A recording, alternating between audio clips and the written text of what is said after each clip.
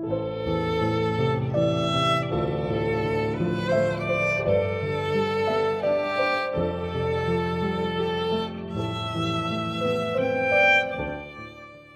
a tutti, noi siamo le Faddies Neris e state ascoltando Misteris dal Friul, la serie podcast che indaga sui delitti e i misteri del Friuli Venezia Giulia. L'onda della morte, il disastro del Vajont. Episodio 1. Una tragedia annunciata. Questa storia ha inizio nel 1956 nelle Dolomiti friulane, in un paesino, prima di questa drammatica vicenda, sconosciuto al mondo intero, Erto, con la sua frazione Casso. Questo piccolo paese ha dimora nella stretta e lunga valle che riflette le fattezze di chi ne è l'artefice, il torrente Vajont, che, con il suo scorrere secolare, ha pazientemente levigato le spigolose rocce che li abitavano. È un paesino vissuto da gente di montagna, gente modesta, gente pratica, che con le mani sa costruire, che si sa arrangiare. Sì, impari presto ad arrangiarti in un contesto del genere. La prima strada alla popolazione di Erto e Casso l'ha avuta nel 1915, e non per un'opera di bene ricevuta dall'alto, ma perché gli austriaci, impegnati nella Grande Guerra, dovevano avanzare verso il fiume Piave. A Erto e Casso non c'è l'ospedale. Se stai male hai due alternative: speri che ti passi o, come si suol dire, saluti i tifosi. Le donne partoriscono in casa con tutte le controindicazioni del caso. I bambini, appena possono, vanno a dare una mano ai genitori con il mestiere. L'istruzione non è una loro priorità. La vita per le diverse generazioni è pressoché la medesima. Nasci, se sopravvivi vai a lavorare, ti sposi, guardi la televisione al bar, metti al mondo gente uguale a te e poi muori in questo paese dimenticato da Dio. Dimenticato da Dio, sì, ma non dalle multinazionali, che alla fine degli anni 50 lo osservano con l'occhio languido di un uomo che una donna prima la seduce e poi l'ammazza. Il paese, infatti, nella sua estrema povertà, ha una ricchezza enorme: l'acqua del torrente Vajont, che può essere usata per produrre energia idroelettrica. Bisogna costruire la diga.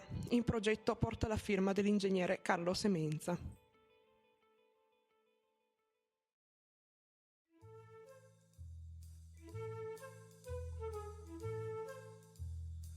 Nel 1956, dunque, fa ingresso nella vallata la SADE, Società Adriatica di Elettricità.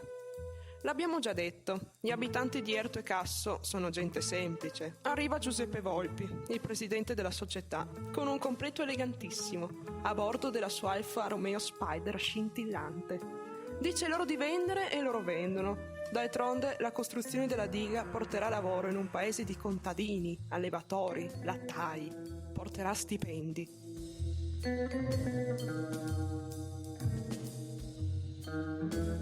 Certo, picconare la pietra non sarà meno faticoso che zappare la terra, ma un contratto di lavoro porta con sé una paga, soldi veri, anche se sempre pochi, da spendere per sentirsi più felici.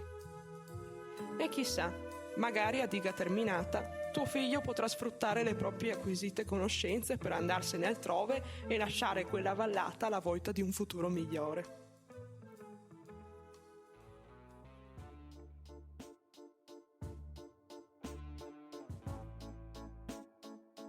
Ma c'è anche chi non accoglie la diga con quel cauto ottimismo. La costruzione di quel gigantesco tappo di calcestruzzo porterà molti abitanti a dover lasciare le proprie abitazioni e i propri possedimenti. Ma chi se ne frega, se abiti lì da tutta la vita e i tuoi genitori prima di te e così i tuoi nonni. La SADE vuole costruire e quindi via con gli espropri e che inizino i lavori. Anche se il ministero non è che abbia dato l'approvazione. La zona di costruzione insiste sulle pendici del Monte Toc, alto 1921 metri. Monte Toc. Curioso epiteto per una montagna. Mai come in questo caso un nome, una garanzia. Premetto che noi friulani siamo abituati a parlare per onomatopee. Sciopat, che vuol dire scoppiato, è un termine che evoca di per sé il suono di uno scoppio. Toc vuol dire pezzo. La parola in sé produce il suono di qualcosa che si stacca dalla sua posizione originaria e cade. Toc. Il monte Toc si erge su della roccia argillosa, nella quale filtra l'acqua. In poche parole, della roccia marcia. Spunta, in questo contesto di inquietante incertezza, il nome di una donna, destinata a rimanere ancorata a questa triste storia. Tina Merlin. Figlia di contadini bellunesi, compagna e staffetta partigiana e a guerra finita corrispondente dell'Unità, rende nota più volte le pericolosità di tale evento. Denuncia la SADE che, dove arriva, fa danni. Sì, perché qualche anno prima era capitato che durante la costruzione di un'altra diga, a qualche chilometro da Erto, fossero state distrutte delle case per le quali la società di costruzione non aveva mai pagato i danni.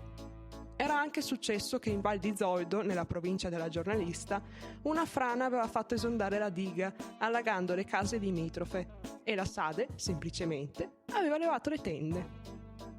Tina Merlin è vittima di numerose denunce da parte della società di costruzione, ma non importa, d'altronde difende la gente della valle, la sua gente. Gente che non ha voce, perché nella maggior parte dei casi non sa nemmeno leggere e scrivere, ma che esiste ed è vittima di un capitalismo che arriva, saccheggia e quando non rimane più nulla da depredare, semplicemente se ne va.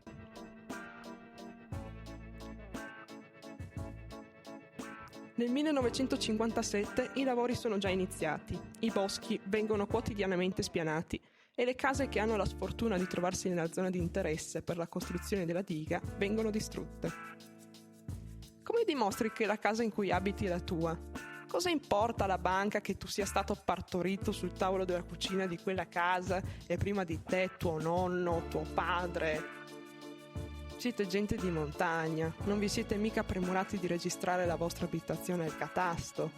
Per la banca, la tua casa non è tua. Viene nominata la commissione di collaudo, composta da 2 ingegneri e un geologo, Francesco Penta, che anni prima aveva già lavorato per la SADE. La società lavora bene, si dicono i 3, e sono così ciecamente ottimisti che il primo controllo lo effettueranno solo l'anno dopo. Ha fatto compiuto.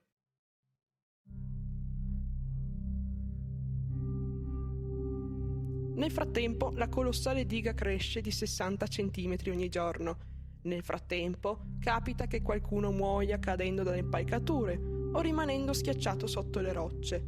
Ma cosa vuoi farci? Ogni lavoro ha i suoi rischi.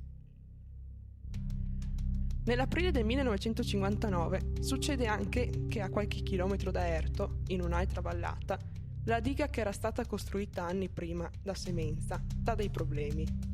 Il terreno su cui poggia lateralmente la struttura presenta delle fessure e sottoterra si avvertono sempre più frequentemente dei suoni inquietanti. A questo scenario, già preoccupante di per sé, si aggiunge l'inclinazione degli alberi, che arrivano quasi a toccare il suolo. È evidente che c'è una frana in atto. Ovviamente la gente di Erto e Casso non sa niente, perché mai preoccuparli inutilmente, d'altronde non è ancora successo nulla. A sorvegliare la situazione viene messo un operaio, Arcangelo Tiziani, che quella mattina non fa nemmeno in tempo a realizzare cosa stia succedendo. Sente un boato, vede chilometri di rocce staccarsi dal monte e gettarsi a capofitto nella diga. L'onda generata dal peso delle rocce si alza, supera la diga e lo travolge, trascinandolo sul fondo del lago, dove giace ancora oggi, dato che il suo cadavere non è mai stato ritrovato. E nemmeno ci si è prodigati troppo per cercarlo. Ora sì che la notizia della frana arriva anche alla povera gente di Erto e Casso, che non può fare a meno di domandarsi cosa capiterà a loro. D'altronde le montagne sono le stesse. In questa valle corrono 2 torrenti, il Vaillant e il Moët, e alla confluenza di questi 2 fiumi c'è l'Ongarone. Avremo modo di parlare di questo paesino più avanti, quando la vicenda assumerà note decisamente più macabre. Passiamo ora a qualche dato tecnico. La gigantesca diga di cemento è alta 261 metri e lunga 190. L'ambizioso progetto la rende la diga a doppio arco più alta del mondo, capace di ospitare fino a 170 milioni di metri cubi di acqua, che sono 170 miliardi di chili. praticamente il peso di 301 petroliere che grava su un monte la cui roccia è stata definita marcia. Le premesse per il disastro ci sono tutte.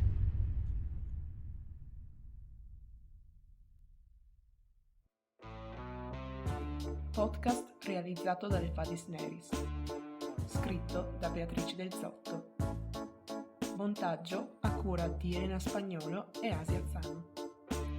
Regia di Elena Spagnolo e Asia Azzano.